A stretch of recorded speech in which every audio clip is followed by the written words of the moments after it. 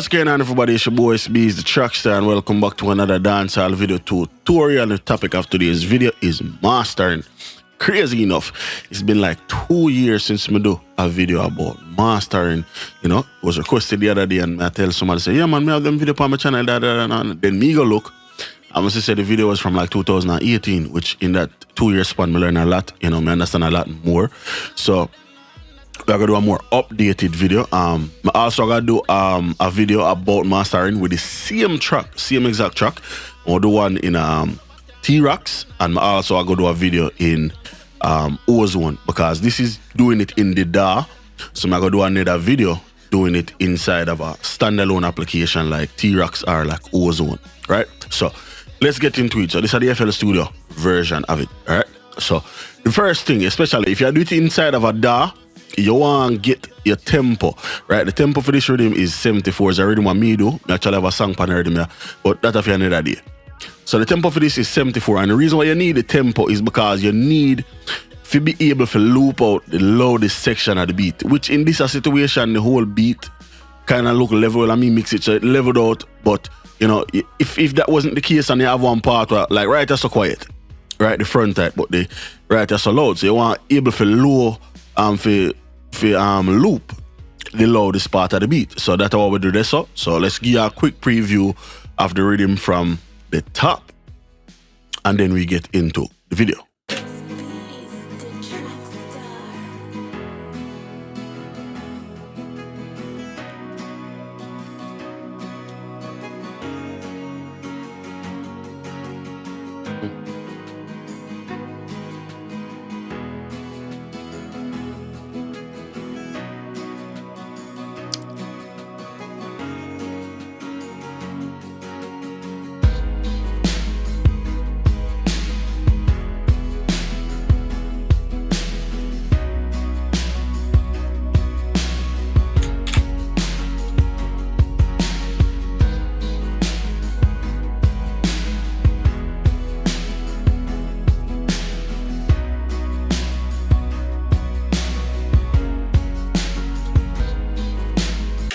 All right, so quick look at preview of the track. So let's get to it. So the very first thing, and the thing what me always think of first, especially when me master anything. So let's give this its own track. So I'll put this on track 1, and we also don't make track 1. We'll make this whole mixer wider, right? So we're on track 1. Cool. So the very first thing me think of is filtering, especially when it comes to mastering, right? So if somebody send me a track and me I go master it, right? The very first thing what me do is me filter it. 90% of the time I use the Pro Q3. Sometimes me will use the Sonax EQ, but basically we are going to do the exact same thing. We actually can get this browser window off of the screen. So we'll filter out the top and the lower end simply by making a high pass filter, bring that up to about 30. The slope anywhere from 24 all the way up to 48. Nothing too drastic, one do it gradual. So we'll bring this up to about, let's listen.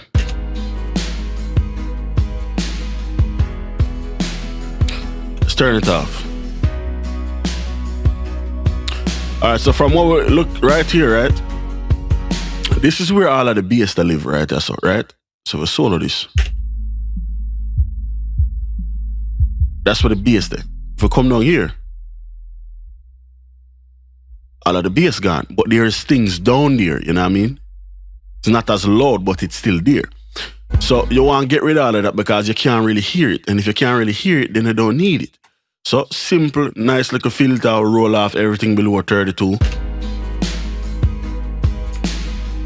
And what I do is it help the bass to come forward and get stronger. So without the filter. Also, please make sure you listen on some monitor or on some headphone. If you listen on phone, this not gonna do nothing for you. You understand? Please make sure you listen to it up on monitor or headphone. It's the only way they'll really hear the difference, because mastering is really about subtle change. You understand? Let's get back to it. So after that, we filter out the top end. Now the filter up on the top end side, we'll keep that a little bit wider than the one on the low end side. And what we do filter is, me typically go 19,980 or 19,650. And then you probably say, well, why you have to take out the top end? Once again, there's stuff up there where you cannot hear, you know, but we'll still cloud up the mix. So before,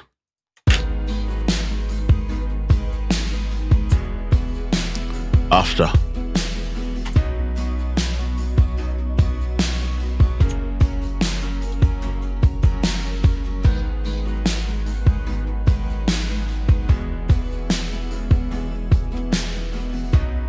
before the EQ, after the EQ. More you pay attention to the snare. Listen to how after the filtering, the snare come forward, but before it kind of look a bit buried. So read this.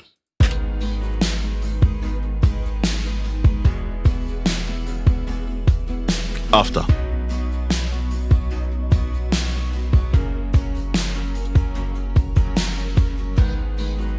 Very good. Very, very good. Next, compression. So I have a variety of compressors when we use, but basically all of them are the same thing. So let's load the three when we use most. So the very first is we have the Cytomic glue compressor. Right? Then you have the Waves SSL bus compressor.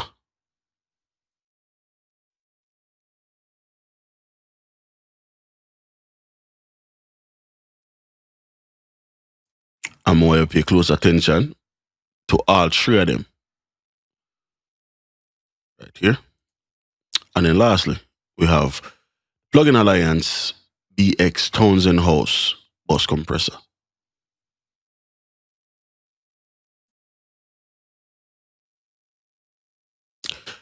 So now looking at all three of these, what's the major difference?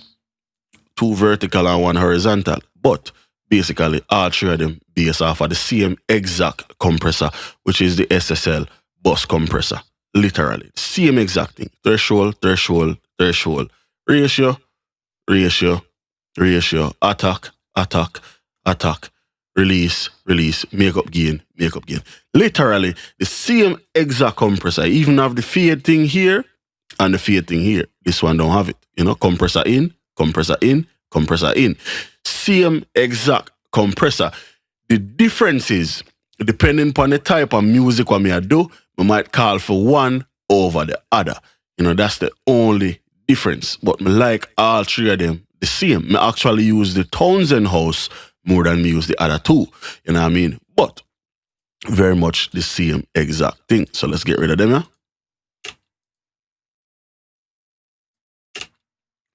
So now the whole idea of bus compression, let's clear off some of them things here for the screen so we're not a distraction. The whole idea of bus compression is that we want to glue everything, we want to bring everything together so that them sound good. So we get like a nice warm, round sound. You understand? Which is hard to explain what a warm sound is, but you'll hear the difference, right? So let's pre-with levels before. So let's actually bring up a meter. We'll use the Waves durometer.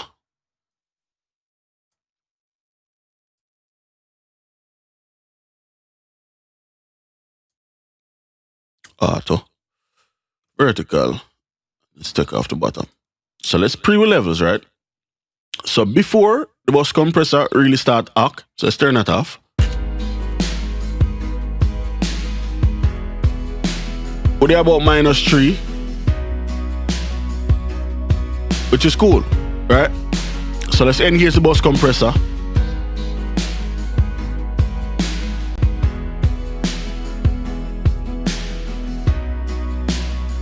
And we're more or less the same level. So now, very, very first thing, when it comes to compression, it's very easy to fool a compressor, right? So let's show you exactly what I mean. If I were to take a EQ, or even the same EQ right here, right? And then we'll take this EQ now and we'll start boost the lower end. Hold on. I'm trying to see. Oh, let's turn, sorry about it. Forget something to turn off the compressor completely. So let's take this EQ, let's take this bump out, and then let's engage the compressor here. So as you can see, our level's gone up by about a dB. Right? And you can see the compressor work. Cool. But I want to show you something, especially when it comes to mastering. It's very easy to fool a compressor, right? So let's take this low end thing what we do, right? Let's turn it on. Watch this. Just by the lower end alone, because I boost it, a compressor start act different. So you know what I mean? That's why I say it's very easy to fool a compressor. So how we compensate for that? Side chaining, right? But we're not gonna side chain nothing to the, you know, to the compressor in this situation. You can do that, but we're not gonna do that right now. So if you have a built-in side chain filter, which is up on the top here, look at how different the compressor react when we start filter out some of the signal or they affect the threshold. Watch this.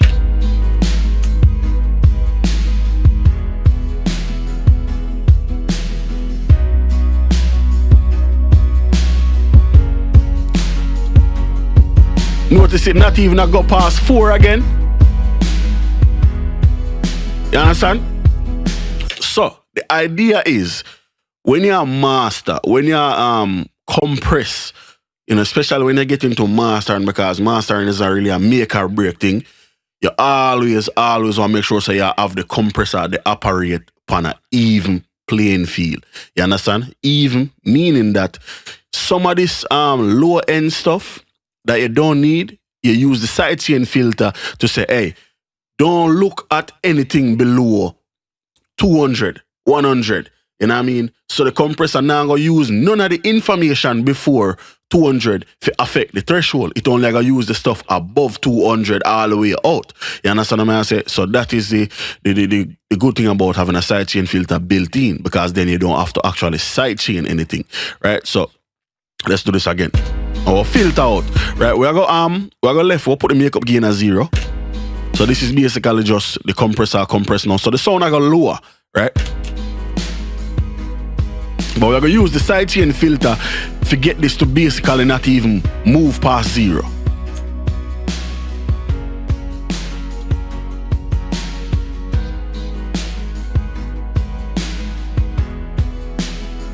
Alright, so we basically now move, you understand? So now, take the threshold now, right? Alright, so now we are jump around again. Watch this. We don't take the attack, we'll put that at 30. Basically, we now jump again. Then we don't take the release, and we'll put that at the fastest release you can possibly get. And then we'll lower the threshold some more. I'm going to look for about 2 or 3 dB gain reduction. Yep, that's about fine, right? So now, we'll get 2 to 3 dB gain reduction. We are going to bring back the gain, what we are compress, the levels what we are compress, we are going to bring that up to about 3 dB. And now we're going to go in and out to see how different the level is. So now we know that way too loud. Right, so we'll back off. Now check the levels.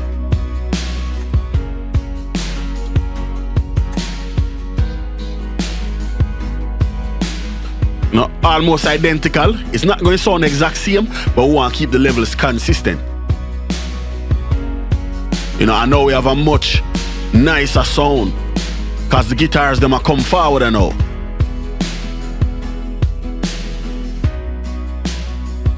Let's listen to the guitars. Here we go.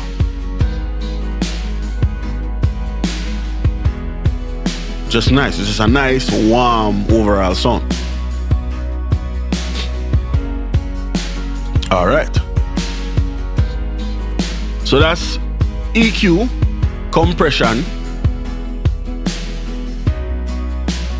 For me, depending on the type of rhythm, the next plugin will always be, once again, from Waves, and that will be the J37 tape machine. And this is now for saturation. Don't have to do it, you know what I mean? It's just something I'm like. There's a preset in here what I love. And the reason I love the preset is that for whatever reason, when I put it on that track, it just open up the track and just inject some fresh air in it, just make it super bright, super nice, you know? Now, it don't always work. And then another thing to know about tape machines is that they are notoriously famous for giving a bigger low-end sound. So when I use, tape, naturally add a bump to the low end, right? So let's load the preset. The preset is called Master in Fat, Tight, and Open. So I'll load this up while we are playing. Listen to how the track gets louder, but it also gets brighter and more eerie. 1, 2, 3, go.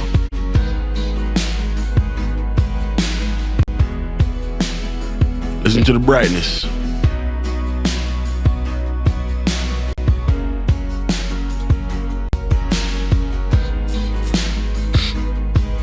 That's magical. Cool. So now, there are a few things in here that I always change. Firstly, this noise level, put that down to about -20 or so. And then put the saturation up anywhere between 0.5 and 1. Sometimes I look a bit more than 1, but we just want a little bit of saturation.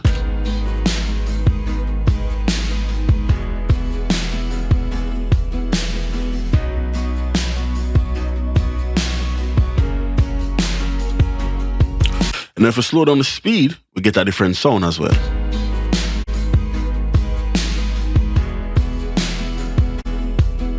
Notice it's not as wide of a sound, it's much more narrow than when it's spinning at its fastest, which is 15 IPS. It's a much darker sound. I'm not really like that for this rhythm.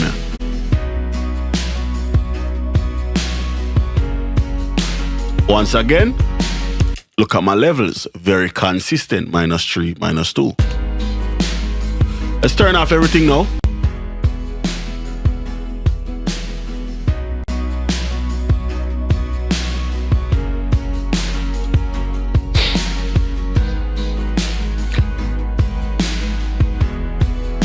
So we're getting there. Cool. So after we do all that, with compression, with saturation, now we start fine-tuning certain stuff, right? So now we go to mastering EQs, right? Now it's a mastering EQs, I mean mastering EQs. I'll show you a couple of them, couple of them I like. So 2 of them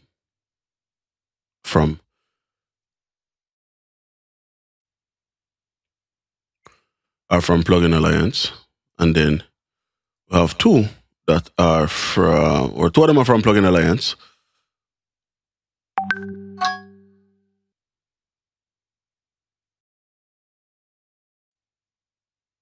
So we have the Beta Maker and we have the Amec EQ, right? We also have another one from IK Multimedia, which is one I really like because how it look and how it operate. This is a more of a precision thing.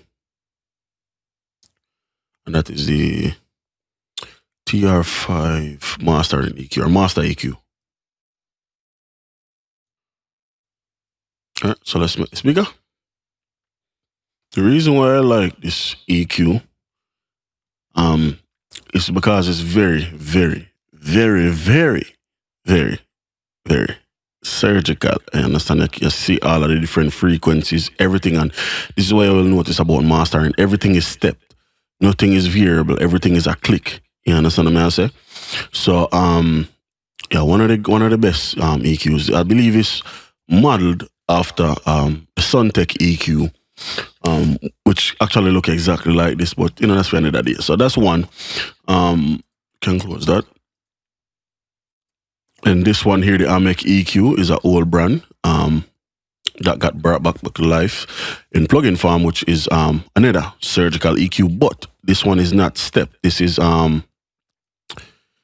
it's more variable, right? Like you can go through and select in the, like increments and stuff, but it still can be stepped, but it's not so much. It's not, that's a semi-stepped. And then you have the beta maker.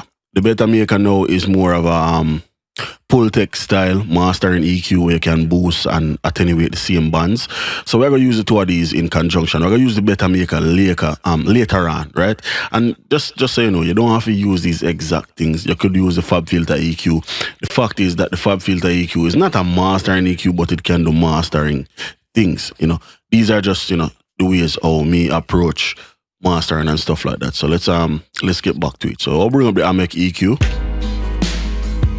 Alright, so this bottom bar here, you don't have to have it. I like to have it because it has some extra options. So we have a mono maker. Now this is basically saying anything below 92 Hertz, make that mono. Anything below 2000 Hertz, make that mono. So wherever you put it, anything below that point will be mono, right? So we're going to do pretty much kind of keep it consistent. So we're going to go back to the sidechain filter over here. And we have that set to 163. So we're going to do 163, just to keep it consistent. We have a stereo width, so now this is going to start, imaging, so start spread out the file. So let's do that. If you go too wide, it don't sound like shit.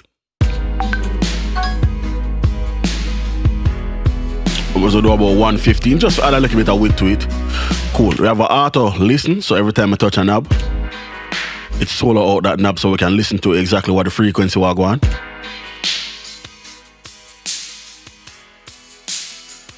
Right around 8.4. So now let's widen out the Q.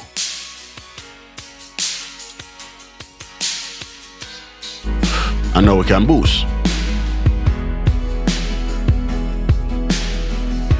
Nice. So now the good thing about this EQ is we have two low and two high bands. So we can literally select 8K twice or anything. So we'll do another one and we'll do about 26. So all of the eerie type of characteristics.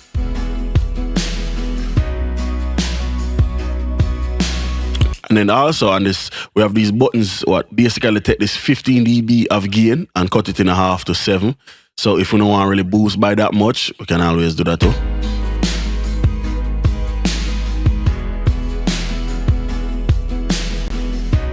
Nice. We have a low pass and a high pass, so we're going to do a low pass up to about 37. Remember the first time we do 32. And the reason why I do up to 37 is, remember the first time we did have control over how deep the slope is. This time we don't have control over that, and I don't know why it is off of the top of my head, so we're just going to do 37, hoping that it's a wider curve. And then we have a bass frequency right here.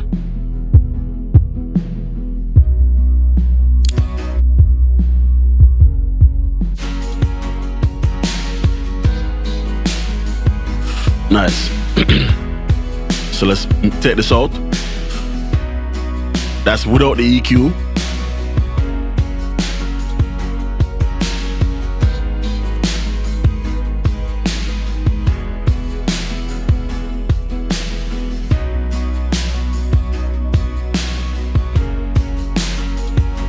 It just injects some life and spice up everything. Very, very good. So let's get this off of the screen. Let's take the beta maker off of the screen as well. Right? So we have EQ, compression, saturation, EQ again, right? Then at that point, for me personally, I just listen. And me really know, just to see if there's anything that me need to add again.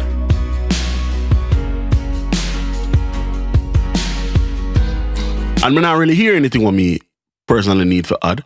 So typically, I go into a limiter and we'll go into the FabFilter, the Pro L2. FL just crashed. Let's reload this. Let's try again. Load the FabFilter Pro L2. There we go. So now, in the Pro L, typically, when I get to this stage, the track is already almost at 0. Cool? So I'll show you a really, really neat trick. Put the attack at the slowest possible. Put the release at the fastest possible. No look ahead, right? We'll change this from modern and we'll find a mode that fit the rhythm.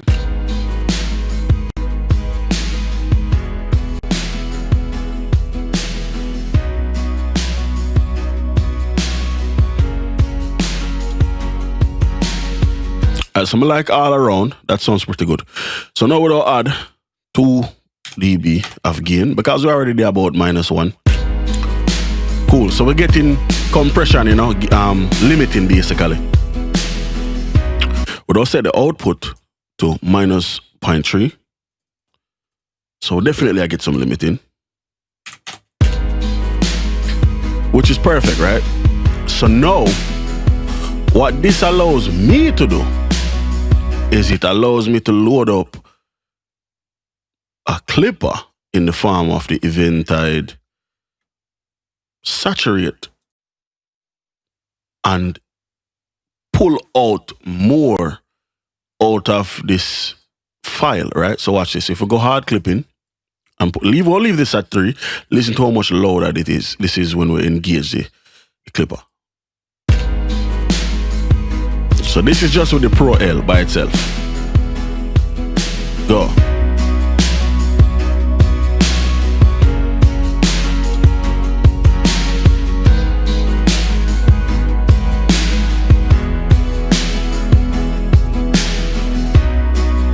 You know, that's just with the clipper. So now let's tweak the clipper. So we'll set this to manual. We'll double click. We'll make sure so we'll level set to -0.1 like that. Now we're going to tweak the shape. So let's set this to 80. I will increase the drive to 3.3. Let's change the mode.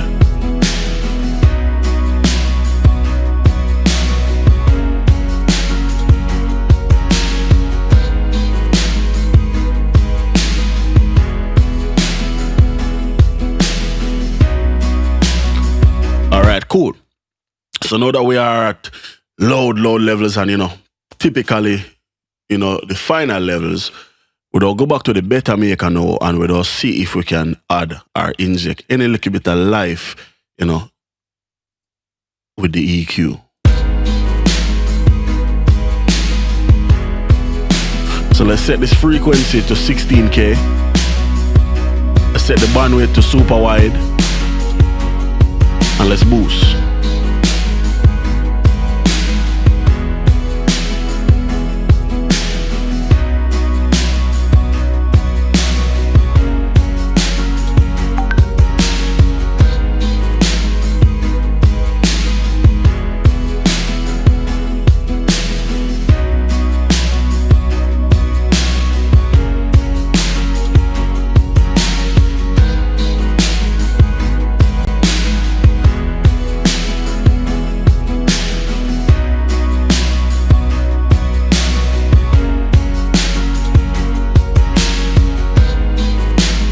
Let's take out the beta maker.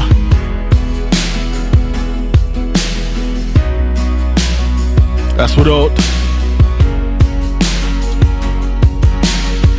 And that's with.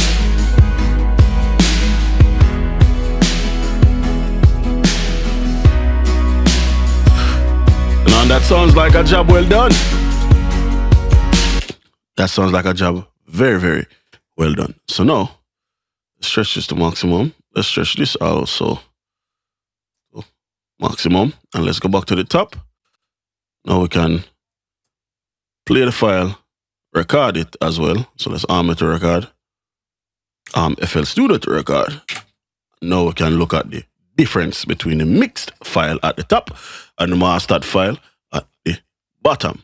Until next time, it's your boy, Itz-Beez-Da TrackStar. Like I said, I'm going to do another video with the same rhythm in Ozone and one in T-Rocks. Right? So let's get to it. Until next time, it's your boy, Itz-Beez-Da TrackStar. Peace.